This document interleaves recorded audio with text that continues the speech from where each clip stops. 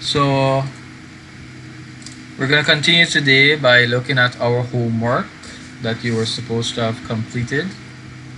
I didn't get to check any SBA yesterday because I wasn't home. I was out. I was busy. So this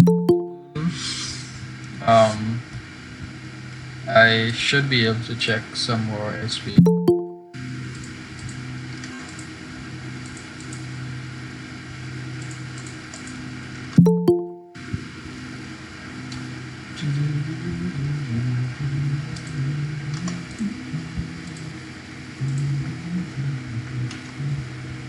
All right.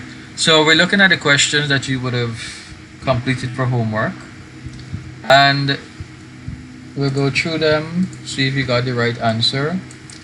So the first question is, explain the two major phases in problem solving.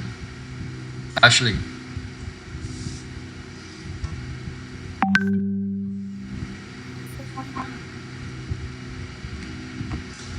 We didn't hear that. So find the problem and then make an algorithm to fix it. Okay. So find a problem and make an algorithm.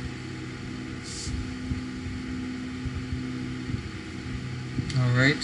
Avesh, what do you have? So I have the algorithm phase and the implementation phase. Good. That is correct. Because with the problem solving, yes, there's a phase where you're going to be looking for the problem, but that's not one of the major phases. You would have already decided that this is your problem and this is what you're going to solve, this issue here. So the two major phases after that is going to be the answer, which is your algorithm phase, the phase where you come up with all the steps to solve it, and then you have your implementation phase where you put your algorithm into action to solve the issue. So the two phases are algorithm phase and implementation phase. Those are the two major phases. The next question, what do the letters I, P, and O refer to in the IPO chart? Cassandra?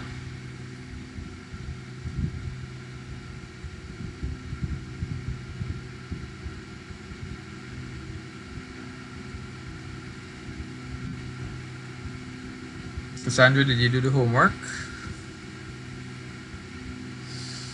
No, sir. Gurinder?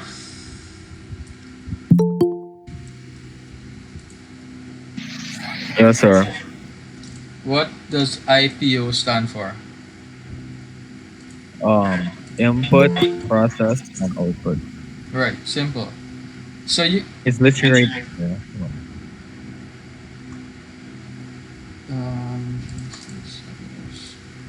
right. So it's the same basic step. If you guys kind of remember third form, there's the computer cycle, basically how the computer functions. The computer has input, processing, output, and then storage. That's the computer cycle.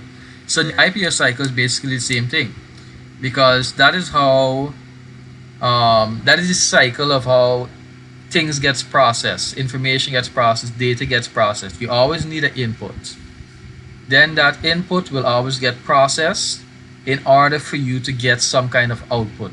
So that the whatever you're trying to do, there's a resolution for that.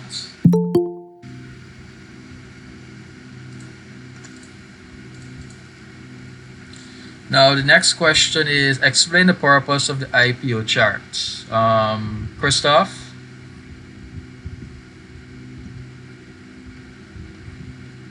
Yes, sir. Question 3, explain the purpose of the IPO chart.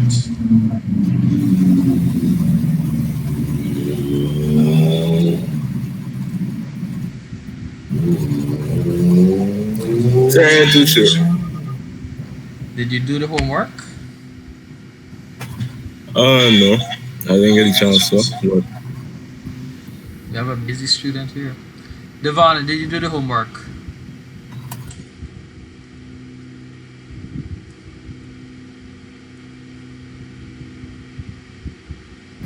No, sir. Not a busy student. Genesia.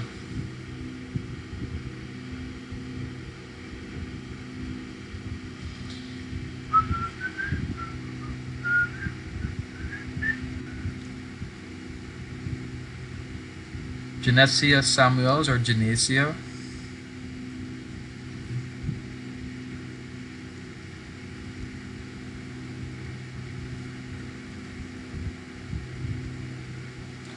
Isaiah.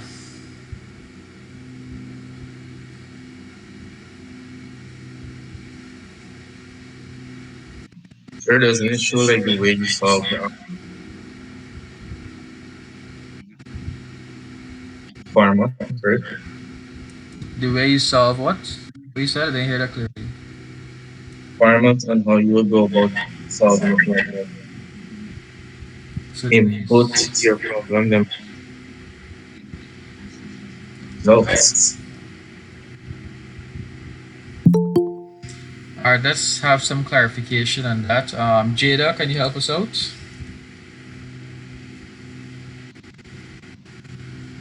It's used for to identify the input and output on the processing system. Good. So, So it's like a table, and you put in your input, and then you put in the process, and then it'll give you the output. good. So basically, yes, it's showing you the input and it's showing you how that input gets processed in order for you to get your output or your desired result. So that's the purpose of the IPO chart. To show you what is your input, to show you how it gets processed, and to show you what your result will be or what you want your result to be. Question 4. Show the correct order when solving a problem. So what's the correct order? Jaden?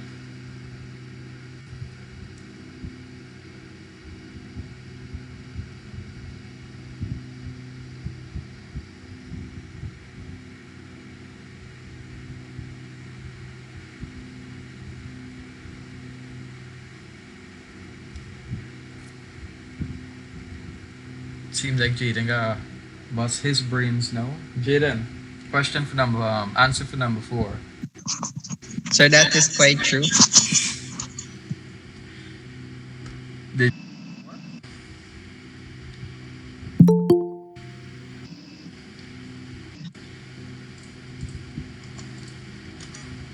I'm assuming not. Jordan, did you do question 4?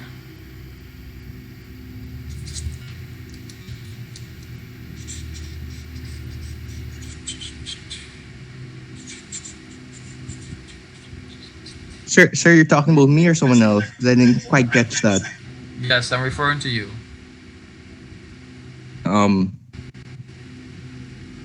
Okay, first you have to define your problem, Mm-hmm.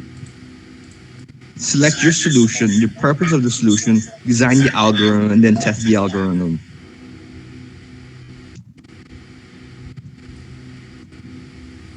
Very good. That's correct. So the steps for those of you who did not complete your homework, the steps are, as Jordan would have said, 3. Define the problem. So you need to identify what the problem is. You need to have a clear idea. I don't know how to create a sandwich. That's your problem. The next step is 5. Propose solutions. How can I resolve not being able to create a sandwich? I can do research, I can ask a friend, I can do something else. The third step is I select solution. So from all of those proposed solutions, you pick one which you think might be best, which you think might be the most effective. Then the next step is 2, design algorithm. So you're going to design an algorithm, a step-by-step process that you would take a precise step-by-step process that you would take to carry out this solution. And the last step is 4, test the algorithm. Make sure that it's working first before you actually implement it, so that you can see if there's any bugs that you need to fix and so on. Alright, so today we are going to move on to 9.2. Remember, you're still summarizing your notes. Round of applause for Zamani for getting all right.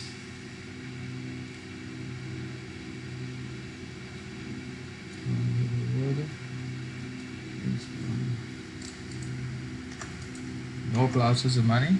Sad world we're living in. So we're moving on to 9.2. Design. This guy used to, man. Your partner clapped for you, don't worry. That's all you needed. That's all you need in life, a partner. You know, one of the realest, man. One of the realest. So, algorithm design. What are we looking at today? We're looking at variables and constants, statements and keywords, additional statements, loops, subroutines, and then homework again. So I'm hoping you guys finish your homework this time, all of you, for next week Tuesday. Yeah, next week Tuesday. Yes, sir. So to get us started, I think we would have left off around. Where did we stop?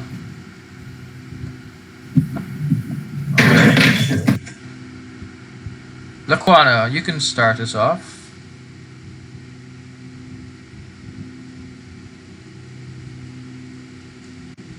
Variables and constants. The left paragraph on the left. To help the simplification and development of the programming problem, algorithms can be created as pseudocode or flowcharts. An algorithm is a set of step-by-step instructions required to obtain the solution to a problem. It must have a set of rules, be explicit, and have a clear starting point. It is really used to expand the processing part of the IPO chart, using diagrams for flowcharts or English type statements for pseudocode. The algorithm should start with a title and end with the keyword end. Developing a program can be a major undertaking, so a good algorithm design is very important. It is not always possible to satisfy all the requirements of a good algorithm completely at the same time. Some problems will be complex and might require complex solutions. However, there are. Alright, you can pause there. Yeah. Thank you. So let's break up the paragraphs into little bits so that we can understand it. So to help us understand our algorithm, or basically to read our algorithm, we design it in 2 ways. We have pseudocode and we have flowcharts. Pseudocode and flowcharts are our algorithms. So remember that. Now, as I would have mentioned, the algorithm is a step-by-step instruction, or what we have to do. So you need to be clear, what are we doing at this step, what are we doing at the next step. It needs to be step by step. Now, you need to be explicit, you need to be clear, you need to state where is the starting point and where is the ending point. Because remember, whatever is running the program needs to know where the code is starting from, where the instructions is starting from, and where does the instruction end, so that it doesn't carry out the instructions indefinitely and you don't get any results. It needs to know when to stop in order to produce some sort of results. Now, it is really used to expand the processing part of the IPO chart. So the processing part of the IPO, that is where you have your algorithm, the step-by-step instruction, and you use a flowchart which is made up of diagrams or you use a pseudocode, which is made up of English statements. So you can note that in your books. The pseudocode is made up of English statements, and your flowcharts are made up of the diagrams. Remember, these are your algorithms, and the algorithm is in the processing part of the IPO charts. Now, the algorithm should start with a title and end with the keyword end, so that you know where is the starting point, where is the ending point, so that in the program now, when you're designing it, the software now can be able to know where to start and where to end.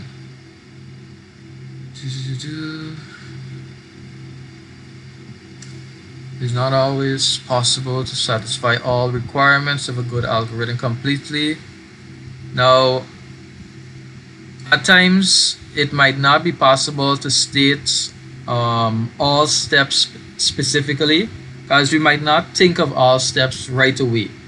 So, at the very moment of designing your algorithm, you might not actually think of an important step that might be necessary at that point.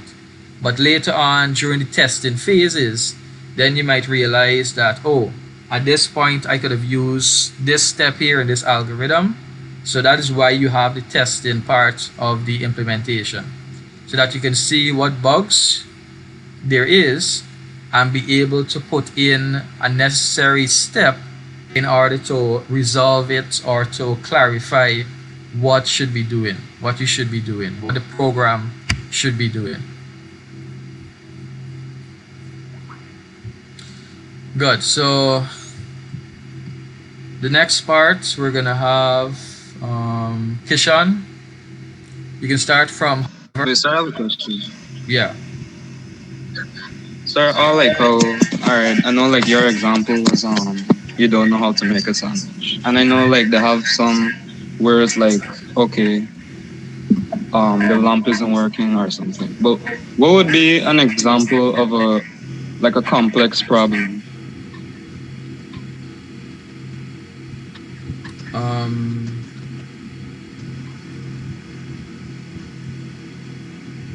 Probably doing two functions simultaneously. Something like that. Yeah. So like if it requires a whole lot of input, because remember, a simple sandwich, it doesn't require a lot of input, but a more complex one is like how we looked at. It was a topic inside of it was spreadsheet or database, the queries. Like how we said, a simple query has only one criteria, and a complex one has more than one, two and above. So it's basically like the same thing. If it has more input, if it has more processing, more instructions, then that is basically making it more complex. Because when we go on, we're gonna see features called conditional statements. This is like the if statement that we use in spreadsheet. If this doesn't happen, then do this, and if this still doesn't happen, then do this, and so on. So it makes it a little more complex. Did that help? Or did that complicate it? Yes, sir, I understand. Good. Yes, Kishan, you can read from however. However, however, there are some general goals in designing algorithms. A good algorithm should be correct. It should accept all inputs, even invalid inputs, and output a correct answer or meaningful response or message. Simple. Each step of the algorithm should perform one logical step in solving the problem. Clear. The algorithm should be easy to read and understand. Precise. The algorithm should present the solution steps precisely and concisely without referring to low-level program code details. Easy to implement. An algorithm should be relatively easy to translate into a programming language. Efficient. The algorithm should Enable the program code to produce results quickly, depending on the problem size, and not waste any memory or time. All right, give me a second. Let me get my water bottle.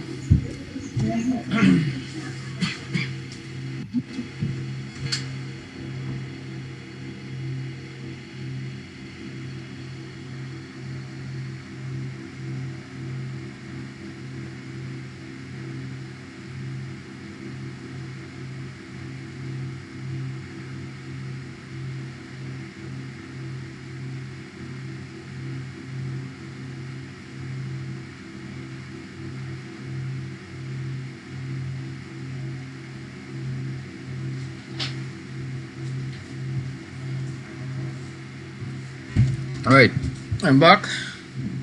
So, remember, we're looking at the algorithm. We're looking at designing the algorithm.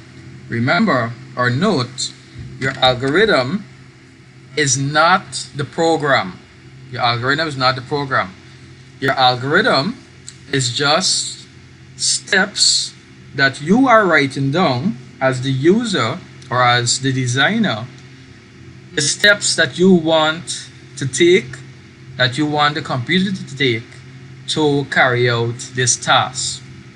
So that is why you need to understand the algorithm, or basically any person need to understand it, because you're going to write the algorithm, basically word it in such a way that you understand it. So remember, we looked above here that examples of designing your algorithm would include flowcharts, which are made up of diagrams. So you would use diagrams that are easy to understand. The pseudocode is made up of English statements. So you're going to write statements that are clear to understand for you to know what is happening at this stage in the algorithm. So when we're designing the algorithm, remember, this is not the coding languages yet. So we need to follow these steps in order for it to be understood, not only by you, but remember, at times, if you're hired by a company, you might be designing this software for the company. So if you're working with a team, then other persons in that team need to be able to read your algorithm and know what is happening. So the first step is that you need to ensure that your algorithm is correct. What that means is that it can accept any input. Even if your algorithm, even if your software that you're making, the program is just to do calculations, you're just making a calculator. A calculator only calculates numbers. Now, in that case there, so that means you'll only be accepting numbers calculations. But in order for your program or your software to be, your algorithm to be correct, shucks. Let me message Shalisa. I accidentally disconnected her, rejected her.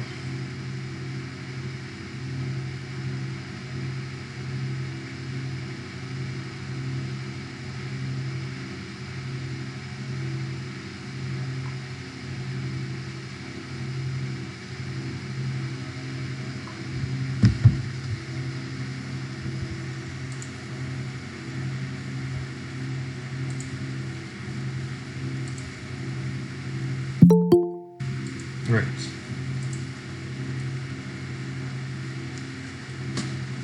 Yeah, so even if you're making a simple program to function like a calculator, that calculator would only accept numbers because only numbers we can calculate. But a good algorithm, a good program will be correct in that it can accept any input. So even if I accidentally type a letter, what that algorithm or program should do is output something that says something meaningful or something that you can understand. Error, input is not valid, so that you know that this text that you're entering, this letter that you're entering, is not a correct input that it is supposed to accept. So even if you're designing a program for specific inputs, the output should always be something meaningful, even if the input is invalid or incorrect. You need to tell the user that what is happening. The user needs to be able to understand that the program is not working because I entered invalid inputs. Now your algorithm needs to be simple. That is second stage. Second step. Each step in algorithm should perform one logical step in solving the issue. So when designing your algorithm, you don't put multiple steps into one. You don't combine them together. You try to put one step at a time.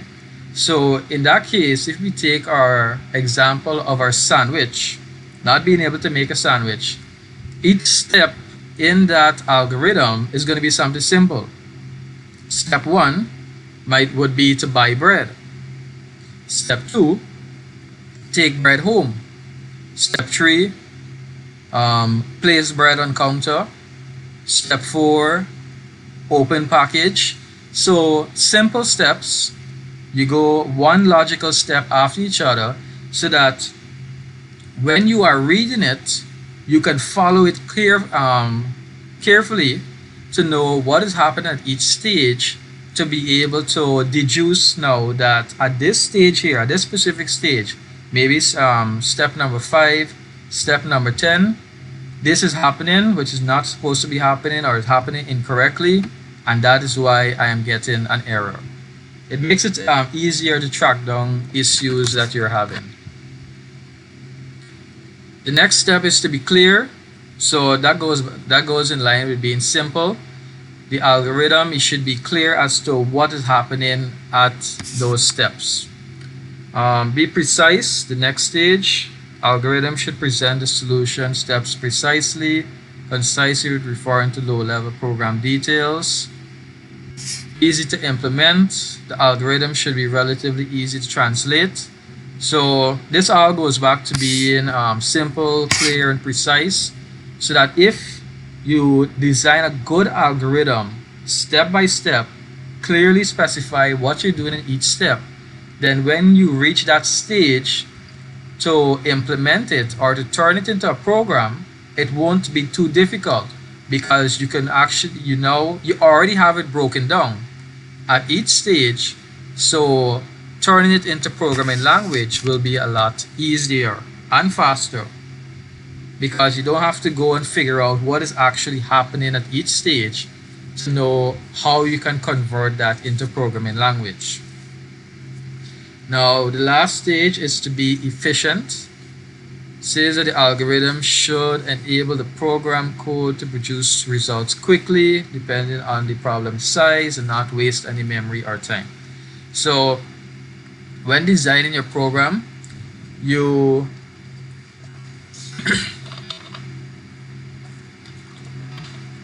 one way you can be efficient is by limiting the amount of codes or lines of codes that you have in your programming language. So yes, in the algorithm, you might go step by step, but in terms of the program now, you would try to limit the amount of coding that you put into that program. Because remember, the program now needs to run all of that code in order for you to get an output. So the longer you make your code, the longer it will take to get you an output. So one efficient way for you to make your algorithm efficient is to try to limit the amount of coding that it takes to get you a result. And there's other ways that you can make it efficient also, but that's just one example. But basically, you try to limit the amount of time it takes to make it efficient. You try to limit the amount of time it takes when a person makes an input to get an output. You try to limit that time in order to make it more efficient. Any questions on any of these parts here before we move on?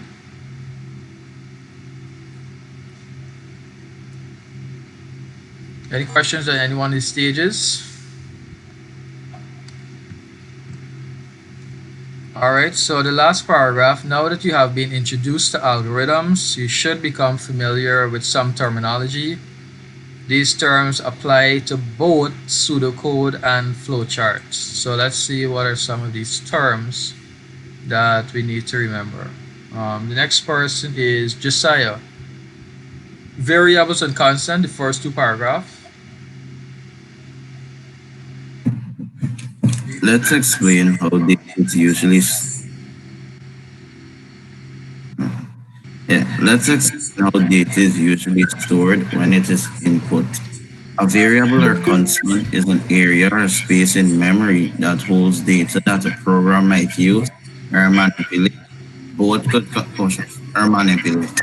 Both could contain text or numerical values. A constant is a type of variable where the values do not change for that algorithm.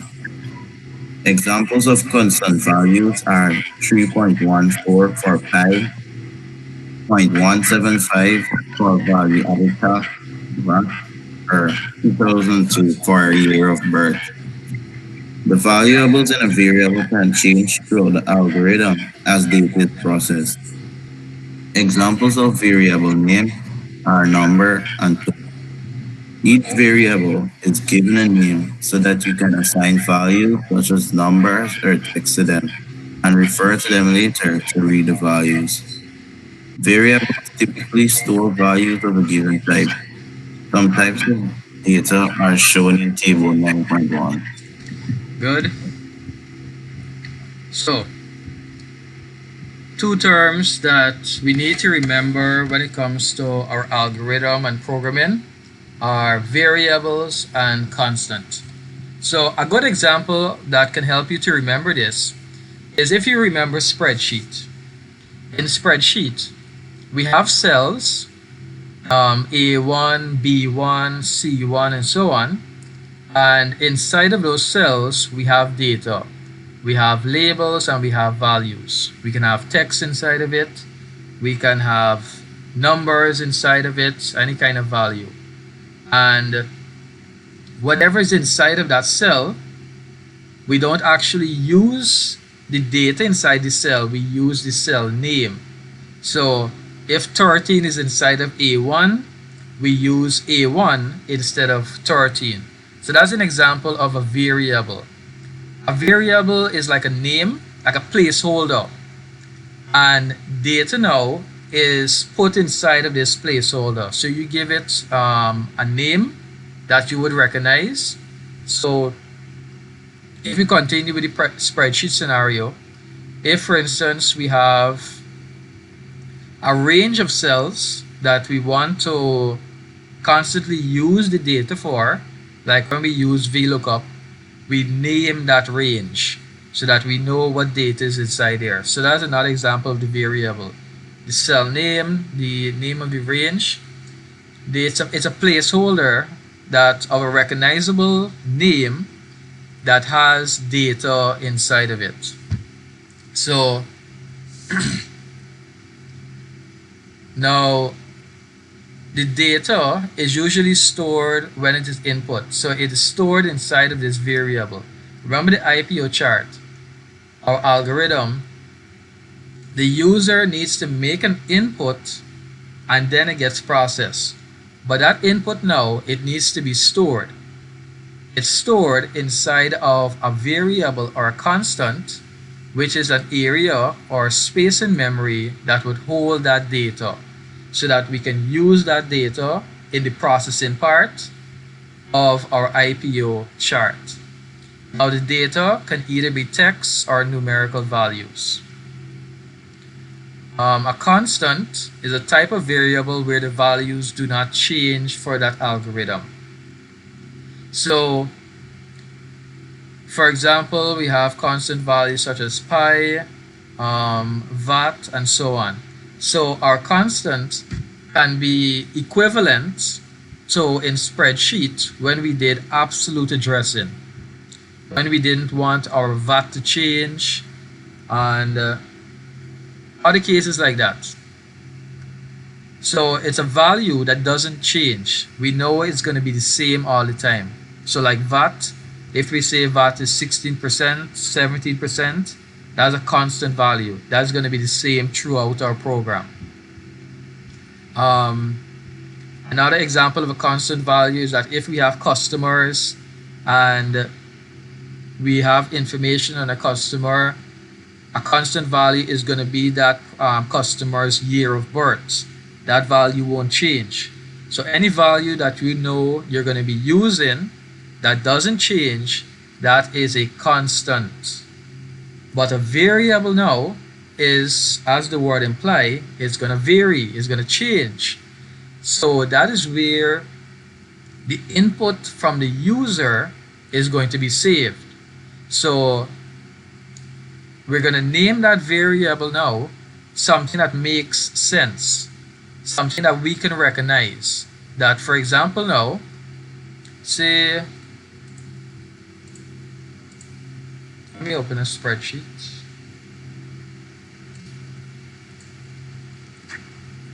Say, for example, our algorithm or our program is just to add two numbers. So a simple program to add number to add two numbers, 2 and 2. That's our program, a simple program. Now our variables, or what we're going to name the variables, is something basic. So number 1, that's one variable, and number 2, that's another variable. So what happens is that when your user now launches the program, they open the program, they look at it, you're gonna design it to give them instructions. Please insert your first number. So now when the person types in 2, you would have created a variable called number 1, and that 2 now is going to be stored into number 1 variable. Then after they would have entered 2, more instructions will appear. Please enter your second number. In that case, now you would have created another variable. Maybe you would have named that variable number 2. So when that person entered his second number now, it gets hold or placed inside of this variable here. So that 2 now is going to get placed into number 2. So now in the algorithm, what it's going to actually look like is add number 1 and number 2. So instead of saying add 2 and add 2, add 2 and 2 together, we say add number 1 and add number 2. So we're referencing the variables now. It's just like spreadsheet. We're referencing the cell names, we're referencing the variables. So that whatever is inside of the variable, remember the variable is the placeholder, it will get processed.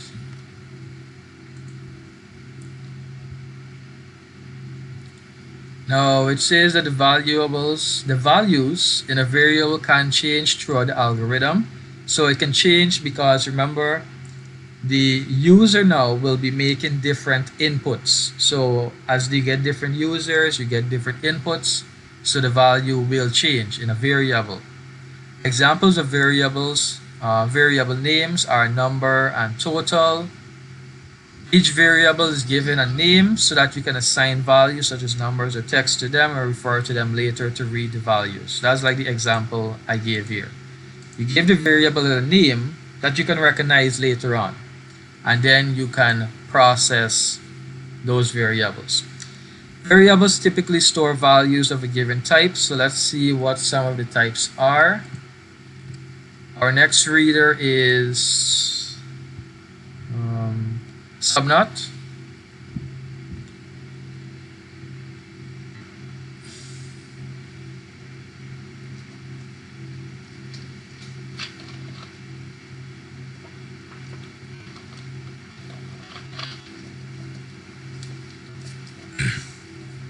Subnut.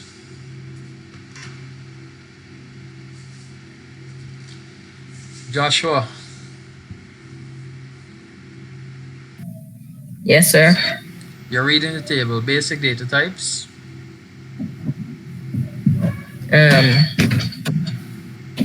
Integer, Integers or whole numbers, positive or negative.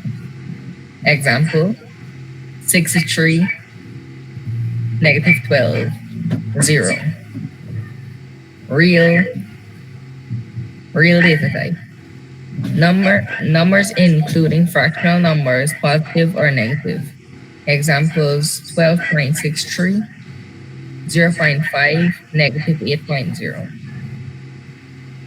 Character data type. A single character such as a letter of the alphabet or punctuation as shown on a keyboard. Example, G, B, or asterisk. String, string data type. A collection of characters such as a word, phrase, or sentence. Example, A plus or good job. Boolean can contain only one of two values. Example, true or false, yes or no, male or not male. Good. So these are your data type. Now they're a bit obvious. Integer refers to whole numbers, real are referred to fractions. Now, one thing that you should remember, character only refers to a single character. So a single letter, a single punctuation, a single symbol. A string now is what we refer to as a collection of characters. So any word that you see, we call that a string. And a Boolean always has only two answers, and the value can only be one at a time most of the time. So for example, on and off, true or false, and so on. For those of you who are in science, you would know what Boolean is. Alright, let's move on. So you should use meaningful variables in your program so that if you or someone else needs to review the logic of the data being processed, then the variables will be easy to remember and understand. So just like spreadsheet, when you were naming a range, you needed to give it a name that you would easily recognize what data is inside of it. Same with your variables. You need to give it a meaningful name. So in our example, I gave the name number 1 and number 2. So in our case, we know that number 1 refers to the first number and number 2 refers to the second number. So anytime you're giving your variables a name, think of how you can design it so that any person that is looking at it will be able to know what data is inside of that variable. So Mohammed, you can continue the reading. Statements and keywords.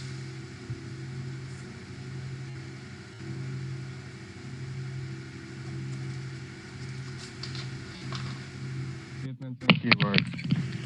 A statement is a description of the processing that can include an action or condition. Instructions within the statement are called keywords. Examples of keywords are input, read, output, display, print, or write. Good. So a statement is basically an action. You are making a statement as to what you want to happen. Do you want something to be inputted? Do you want something to be read? Do you want something to be write? So does anyone know what it means to read and write in terms of computer?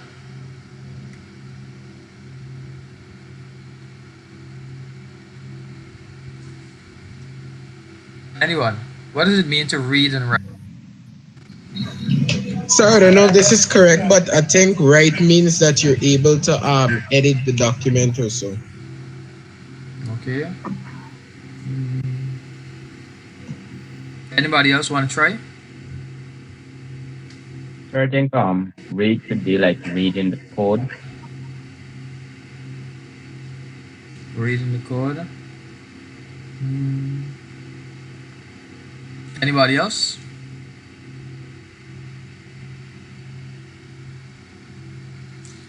The ability to actually read the code or have something or a program to read the code for you or something like that. I think you guys have the right idea, but just that. So you understand what is input? That means getting the data in. Output means getting the data out. Display is to show the results, like how you see the results on the screen.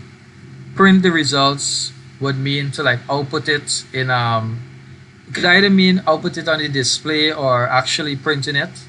But read and write is like you guys were somewhat on the right track. You can say you were on the right track. Reading is referring to like being able to access the data or being able to see that data. So an example is like if we have a flash drive and we have a music file on it. Now, if you double click on that flash drive, music file in your flash drive to play that music file, your computer is reading that music file. Basically, it is accessing that music file. It's accessing the binary for that file, reading that binary in order to be able to process it. So that's reading. Being able to get access to the code, to look at it, to be able to process it. Now, writing would be like you transferring a music file to your flash drive. In that case, now you are putting the code somewhere, you're putting the instructions somewhere, you're putting the data somewhere.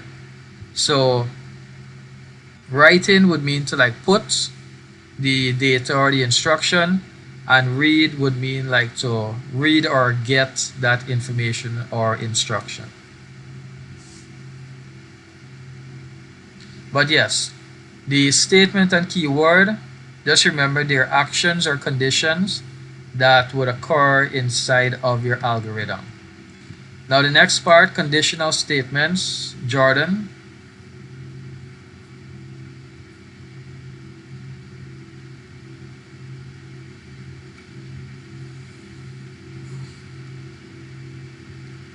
Conditional statements.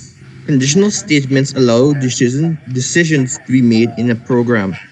This includes dealing with which statements are to be executed, carried out. For example, you might want a set of statements to execute only if certain conditions are met. Good. So, as the paragraph mentioned, it's a statement or an action that is carried out when a condition is met. So, this is an example like our if function in spreadsheet. When we did our nested if function inside of the item table, when we looked at the cost price to calculate our markup and discount, we said that if the cost price is less than 500, maybe put 50%. If it is less than 1,000, put this percent. So it's looking for that condition. Is it less than 500? Is it less than 1,000? Is it less than 2,000? Or is it greater than 3,000? It's looking for that condition. And when it finds that condition, you would tell it what you want it to do at that condition. Do you want it to add something, multiply something, divide something, whatever the case may be. Loops. Jaden?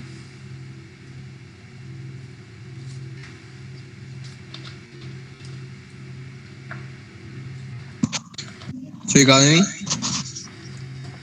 Yes, read loops. Loops. Loops are useful for repeating parts of a program. That is, they will repeatedly execute a section of program until the end condition is satisfied. In order to exit from a loop, you must have a method for checking to see if you have completed the task. Once a loop terminates, control is returned to the first statement after the block of statements in the loop. Good. So, a loop can be, for example, if you want, like if you have a certain instruction and you want that instruction to be carried out multiple times.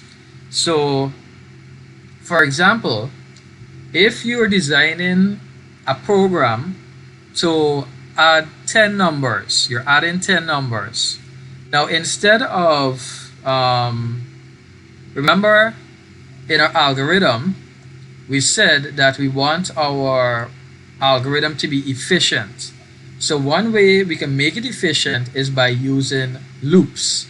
How we can do that is by to add that 10 numbers. That means we need to accept 10 numbers as input. So instead of writing in our algorithm, um, please insert um, number 1. Please insert number. Please insert number 2. Please insert number 3. Please insert number 4. That takes up more coding. That takes up more processing, more memory. So in that case, what we can do, we can create a loop. And what the loop does now is that it looks at this one, it can take this one instruction here and basically repeat it. And you tell it how long do you want to repeat it. What's the condition that would make this loop stop? It can stop when it has accepted 10 numbers. So when the program sees that it has accepted 10 numbers, it will stop accepting number and carry out its calculation. So in this case, we reduce the line of codes and we make our algorithm more efficient.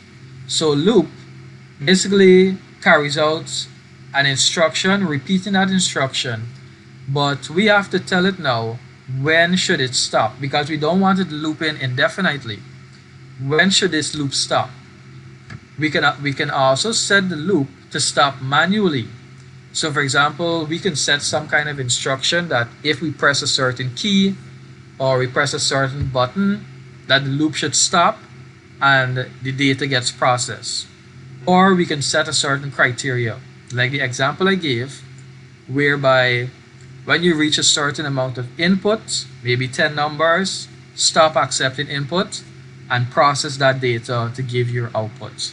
And when that loop has ended, it will always take you back to the starting of the algorithm.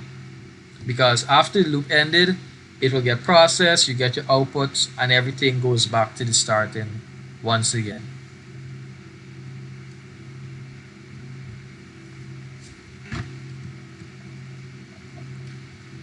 Alright, so the last one, subroutines. Let's have Jada, subroutines.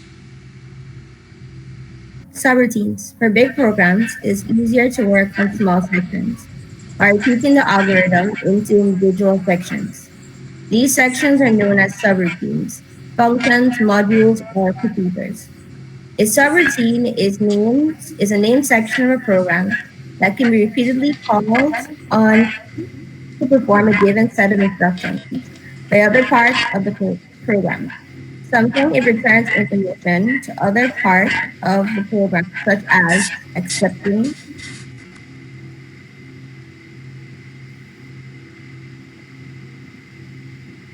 a number between 1 and 5, and then return the corresponding day of the week. Other subroutines might carry out instructions, such as printing the heading of an invoice. Using subroutines, tasks, saves written the same code several times in the program. This method of focusing on the program's main goal and then spreading the program into manageable components is called divide and conquer, or top-down design. The individual subroutines can be even tested in isolation to check that they're correctly performed their function. Thank you, Jada. I think you just invented a new word for us. English one. Yeah. Yeah. So, a subroutine, you would basically use a subroutine like if you have a complex program, a lot of instructions, a lot of input, a lot of processing. So, for example, if you have a program that takes a lot of input and then each part of that program is waiting on the different input to be able to process. There's a lot of complex things going on. So in that case, you can basically section off your work, section off your program, and you would call that subroutine. So that this part here, you know that maybe it is accepting numbers. This part of the program is accepting days of the week. This part of the program is accepting months. So if you, depending on whatever program you're making, however complex you make it, you can section off the different parts so that once again you know that this is happening at this part of the program and this is happening at that part of the program so that you can narrow down if, for instance, you have any errors or bugs with your program. So remember, those are known as subroutines, functions, modules, or procedures. Right. Please ensure you guys do your homework for next week, Tuesday. Now, is there any question on the algorithm? Any question on the steps that you take to make your algorithm?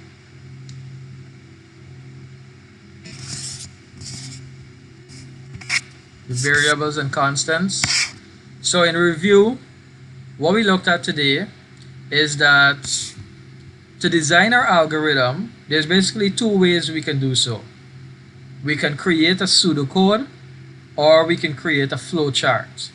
The flowchart is made up of diagrams and the pseudocode is made up of English statements. Basically everyday statements that we can understand. The algorithm, remember, it's the processing part of the IPO chart. A step-by-step process.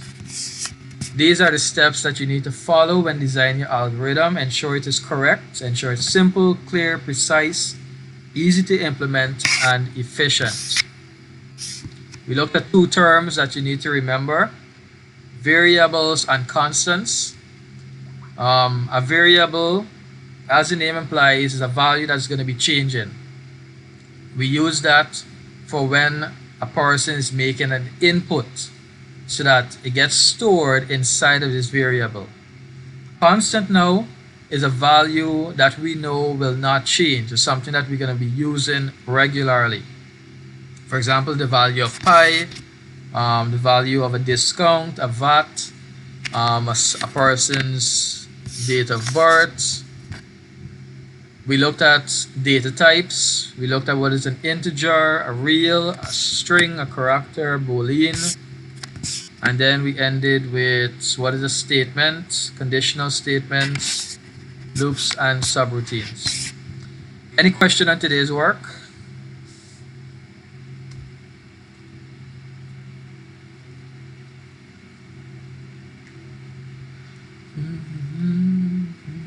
Okay. Alright, so that means ensure you do your homework for next week. If you guys don't have any questions, you are free to leave. Enjoy your lunch.